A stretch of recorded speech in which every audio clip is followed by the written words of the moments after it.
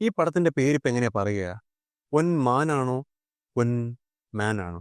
Poster വായിച്ചപ്പോൾ എനിക്ക് മനസ്സിലായത് പൊൻ മാൻ എന്നാണ്. നമ്മൾ സംസാരിച്ചുകൊണ്ടിരിക്കുന്നത് ജി.ആർ. ഇന്ദുഗോപൻ എഴുതിയ 4-5 ചെറുപ്പക്കാർ എന്ന കഥയെ ആസ്പദമാക്കി ജ്യോതി ശങ്കർ ഡയറക്ട് ചെയ്ത് ബേസിൽ ജോസഫ് നായകനായി ഇന്ന് റിലീസായ പൊൻ മാനെ പറ്റിയിട്ടാണ്. ഒരു റീജിയൻ ബേസ്ഡ് സിനിമ വരുമ്പോൾ ആ നാടിനെ അറിയുന്ന ആൾക്കാർക്ക് അത് റിലേറ്റബിൾ ആയിട്ടും അറിയാത്ത ആൾക്കാർക്ക് അതൊരു കൗതുകമായിട്ടും തോന്നും. പ്രത്യേകിച്ച് കേരളത്തിന്റെ തെക്കൻ സംസ്ഥാനങ്ങളായിട്ടുള്ള കൊല്ലവും തിരുവനന്തപുരവും ഒക്കെ പണ്ട് മുതലേ കല്യാണങ്ങൾക്കും കല്യാണങ്ങളുമായി ബന്ധപ്പെട്ടുള്ള സ്ത്രീധനങ്ങൾക്കൊക്കെ കുപ്രസിദ്ധമാണ്. കല്യാണം എന്ന് പറയുന്നത് ഒരു കൊടുക്കൽ വാങ്ങൽ ക്രയവിക്രയങ്ങളുടെ ഒരു കൂടിച്ചേരൽ കൂടിയാണ്. നീ എന്റെ വീട്ടിലെ കല്യാണത്തിന് 500 രൂപ തന്നാൽ ഞാൻ നിന്റെ വീട്ടിലെ കല്യാണത്തിന് അത് 600 തിരിച്ചു തരണം. അതാണല്ലോ അതിൻ്റെ ഒരു നാട്ടുനടപ്പ്. നാട്ടുനടപ്പല്ല, അതാണല്ലോ അതിൻ്റെ ഒരു മര്യാദ. ഇല്ലെങ്കിൽ പിന്നെ നമ്മൾ അതിനെ പൈസ കൊടുക്കുന്നേ അല്ലേ? ഈ പടത്തിന്റെ ട്രെയിലർ കാണുമ്പോഴത്തേക്ക് തന്നെ നമുക്കറിയാം കൊല്ലത്ത് നടക്കുന്ന ഒരു കല്യാണവും ആ കല്യാണവുമായി ബന്ധപ്പെട്ടുള്ള സ്ത്രീധനവും ആ സ്ത്രീധനത്തെ ചുറ്റിപ്പറ്റിയിട്ടുള്ള ഗോൾഡുമായി ബന്ധപ്പെട്ടുള്ള കുറച്ച് പ്രശ്നങ്ങളുമാണ് ഈ പടത്തിന്റെ ഒരു ബേസിക് പ്ലോട്ട്. ഈ പടത്തിന് ഏറ്റവും ആപ്റ്റ് ആയിട്ടുള്ള പേര് പൊൻ മാൻ എന്നുള്ളത് തന്നെയാണ്. അത് നിങ്ങൾക്ക് ഈ പടം കണ്ടു കഴിയുമ്പോൾ മനസ്സിലാവും. കാരണം ആ പേര് എഴുതിയിരിക്കുന്ന രീതിയുണ്ട്. പൊൻ, ഗോൾഡൻ ലെറ്റേഴ്സിൽ പൊൻ മാൻ.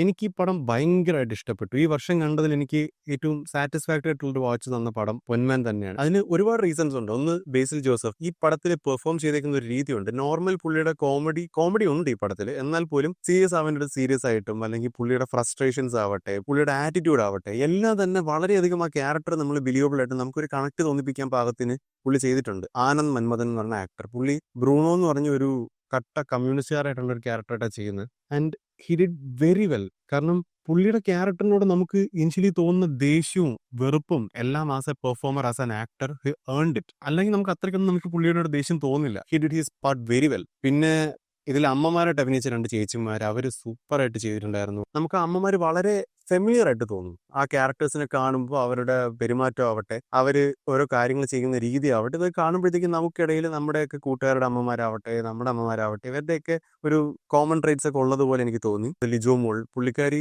വളരെ സട്ടിലാണ്, അധികം ഡയലോഗ്സ് ഒന്നുമില്ല, പക്ഷെ വളരെ രസമായിട്ടാണ് ചെയ്തിട്ടുള്ളത്.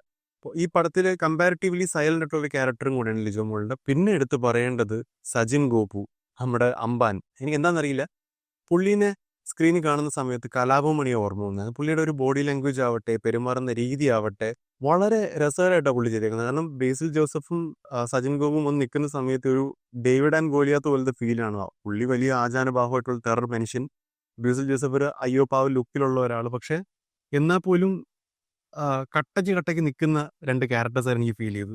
ഈ പടം കണ്ടു തുടങ്ങുന്ന സമയം മുതൽ നമുക്കൊരു ടെൻഷനാണ്. ഒരു അവിടെ നിന്ന് ഇവിടെ നിന്നൊക്കെ നമുക്ക് ടെൻഷൻ കിട്ടി തുടങ്ങും. ആ ടെൻഷനാണ് നമ്മളെ അവസാനം വരെ ഡിപ്പ് ചെയ്ത് നിർത്തുന്നത്. അടുത്തെന്താന്ന് ഇങ്ങനെ നമ്മൾ ഹുക്ഡ് ആയിരിക്കും. പിന്നെ എടുത്തു പറയേണ്ട ഒരു കാര്യം എന്ന് പറയുന്നത് ഈ മൂവിന്റെ production design and cinematography. Sanu John Varghese എന്ന് പറഞ്ഞ സിനിമാറ്റോഗ്രാഫർ ഈ മൂവിനെ ക്യാപ്ചർ ചെയ്തേക്കുന്ന രീതി എന്ന് പറയുന്നത് വളരെ റോ ആൻഡ് റിയലിസ്റ്റിക് ആണ്. കൊല്ലത്ത് നമ്മൾ പോയാലും നമ്മൾ നമ്മുടെ കണ്ണിൽ കണ്ടാൽ എങ്ങനെ ഇരിക്കും അതുപോലത്തെ രീതിയിലാണ് ഈ വിഷ്വൽസ് ക്യാപ്ചർ ചെയ്തിട്ടുള്ളത്. നമുക്കത് സിനിമയ്ക്ക് വേണ്ടി എക്സാഗറേറ്റ് ചെയ്തതുപോലെ ഫീൽ ചെയ്യില്ല. അതിന് production design and cinematographer both did their part very well. And ഇതിന്റെ പ്രൊഡക്ഷൻ ഡിസൈനർ തന്നെയാണ് ഈ മൂവിന്റെ ഡയറക്ടറും. പുള്ളിയുടെ ഫസ്റ്റ് ഡയറക്ടോറിയൽ ചെയ്യുമ്പോഴത്തേക്കും നമുക്കതൊരു ഫ്രഷ് ഡെബ്യൂട്ടനെ പോലെ തോന്നില്ല. കാരണം അത്രയും നല്ല രീതിയിലാണ് പുള്ളി അത് ക്രാഫ്റ്റ് ചെയ്ത് വെച്ചിട്ടുള്ളത്. പിന്നെ നല്ല രീതിയിൽ എഡിറ്റ് ചെയ്തിട്ടുണ്ട് by Nithin Raj Arol. And music is too good by Justin Varghese. പിന്നെ വേറെ എന്തൊക്കെയാണ് ഞാൻ മിസ് ഔട്ട് ആക്കിയെന്ന് എനിക്കറിയില്ല. ഓവറോൾ ഇതൊരു വളരെ നല്ലൊരു പടമാണ്. കാരണം നമ്മൾ കൂടുതലൊന്നും ചിന്തിക്കാതെ നമുക്ക് പോയിരുന്ന് കാണാം. നമുക്ക് അധികം പ്രതീക്ഷ ക്യാരി ചെയ്യേണ്ടതായിട്ടുള്ളതൊന്നും ഒരു ട്രെയിലറിൽ കാണിച്ചിട്ടുമില്ല, ഓവറായിട്ടുള്ള ഹൈപ്പും ഇല്ല. സിമ്പിളായിട്ട് പോയിരുന്ന് കാണാൻ നമുക്ക് തറവിലി എൻജോയ് ചെയ്യാൻ പറ്റും. നമ്മൾ കംപ്ലീറ്റ്ലി എൻഗേജ്ഡ് ആയിരിക്കും. എനിക്ക് ഈ പടം ഭയങ്കരമായിട്ട് ഇഷ്ടപ്പെട്ടു.